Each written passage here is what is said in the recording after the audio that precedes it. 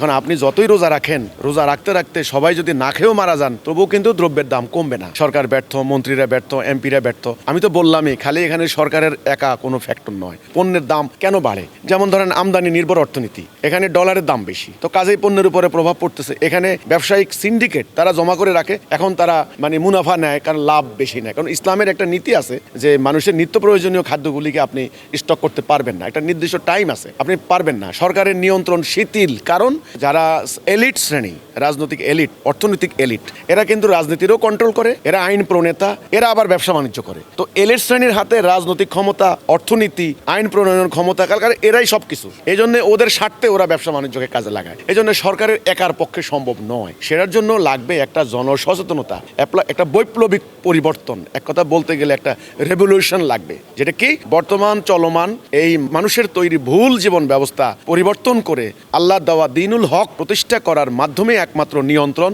সম্ভব। না হলে বর্তমান সরকার নয়, আসলে কোনো সরকারের পক্ষেই এই ব্যবস্থা কায়েম রেখে দ্রব্যমূল্যের নিয়ন্ত্রণ করা সম্ভব নয়। এই রমজানের যে তিনটা বিষয়, সাধারণত রহমত, বরকত, মাগফেরাত, এই মাস এটা সিয়াম সাধনার মাস। আর সাওম শব্দটার মানে হচ্ছে আত্মসংযম, সেলফ কন্ট্রোল। তো এখন আত্মসংযম যদি হয়, সংযমের মাস হয়, তাহলে স্বাভাবিকভাবে 90% মুসলমানের এই দেশে এখানে দ্রব্যমূল্যের ঊর্ধ্বগতি হওয়ার কথা নয়, নিম্নগতি হওয়ারই কথা, পণ্যের দাম কমার কথা। কিন্তু সেখানে উল্টো, আমি দেশের পত্রের আপনারই কিছু প্রতিবেদন দেখেছি যে এক হালি লেবুর দাম এখানে 100 টাকার উপরে উঠেছে। তো এইগুলি আসলে সিন্ডিকেটের কারসাজি। আমরা বলেছি, হিজবুত তৌহিদের বক্তব্য একদম পরিষ্কার যে আজকে ইসলামের যে বুনিয়াদ, 5টি বুনিয়াদের উপর ইসলাম দাঁড়িয়ে আছে। যেমন তাওহীদ 1 নাম্বার, ইমানের পরেই হলো নামাজ, সালাহ, জাকা, হজ, সাওম কিন্তু 5 নাম্বার, 5th, এটা কিন্তু 1 নাম্বার না। যার ইমান নাই তার নামাজ রোজার কোনো দাম নাই। রাসূলুল্লাহ নিজেও বলেছেন যে সময় আসবে লোকেরা তাহাজ্জুদ পড়বে, ঘুম নষ্ট করা হবে, আর রোজা রাখবে, না খেয়ে থাকা হবে। সেই অবস্থা হয়েছে। এখন আমরা তাওহীদের উপরে ঐক্যবদ্ধ নই। আল্লাহর হুকুম, আল্লাহর বিধান দ্বারা যদি এই জাতি পরিচালিত হতো, তবে এই সিন্ডিকেটের জন্ম হতো না, অপরাজনীতি হতো না, সুদভিত্তিক অর্থনীতি হতো না। তো এখন একটা ব্যাপার তো একটা নয়। এখন আপনি যতই রোজা রাখেন, রোজা রাখতে রাখতে সবাই যদি না খেয়েও মারা যান, তবুও কিন্তু দ্রব্যের দাম কমবে না। এই যে নিত্য প্রয়োজনীয় দ্রব্যের দাম বাড়ার কারণ কি?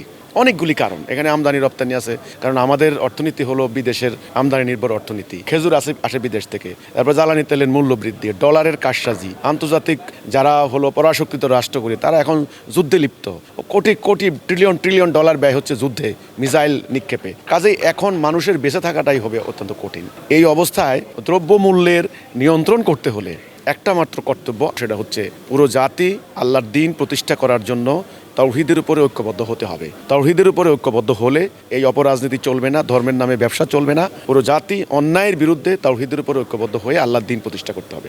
আল্লাহর দ্বীন প্রতিষ্ঠা করলে পরে প্রথমে কি হবে? সুশাসন কায়েম হবে, ন্যায় বিচার, ইনসাফ কায়েম হবে। তখন এই ব্যবসা বাণিজ্যের মধ্যে শৃঙ্খলা আসবে, এই সিন্ডিকেট বাণিজ্য হবে না, সুদভিত্তিক অর্থনীতি হবে না, জুলুম হবে না, অপরাজনীতি হবে না। এ সমস্ত কিছু ফ্যাক্টর, কিন্তু খালি একটা নিয়ে কথা বললে হবে না। রোজা রাখলেই কেবল দ্রব্যের দাম কমবে, ব্যাপারটা তা নয়। আল্লাহর দেওয়া জীবন ব্যবস্থা দ্বীনুল হক আল্লাহ রাসূল প্রতিষ্ঠা করেছেন। ঠিক এভাবে প্রতিষ্ঠা করলে আমি মনে করি দ্রব্যমূল্যের নয় কেবল, যে কোনো অন্যায় অবিচার চিরতরে বন্ধ হয়ে যাবে ইনশাআল্লাহ। এখানে আপনি সরকারকে কেউ দায়ী করে, যারা সরকারের বিরুদ্ধে আছেন, সরকার ব্যর্থ, মন্ত্রীরা ব্যর্থ, এমপিরা ব্যর্থ। আমি তো বললামই, খালি এখানে সরকারের একা কোনো ফ্যাক্টর নয়। এখানে অনেকগুলি ফ্যাক্টর একসঙ্গে কাজ করে যে পণ্যের দাম কেন বাড়ে। যেমন ধরেন আমদানি নির্ভর অর্থনীতি, এখানে ডলারের দাম বেশি, তো কাজেই পণ্যের উপরে প্রভাব পড়তেছে। এখানে ব্যবসায়িক সিন্ডিকেট তারা জমা করে রাখে, এখন তারা মুনাফা নেয়, কারণ লাভ বেশি নেয়। কারণ ইসলামের একটা নীতি আছে যে মানুষের নিত্য প্রয়োজনীয় খাদ্যগুলিকে আপনি স্টক করতে পারবেন না, একটা নির্দিষ্ট টাইম আছে, আপনি পারবেন না। সরকারের নিয়ন্ত্রণ শিথিল, কারণ যারা এলিট শ্রেণী,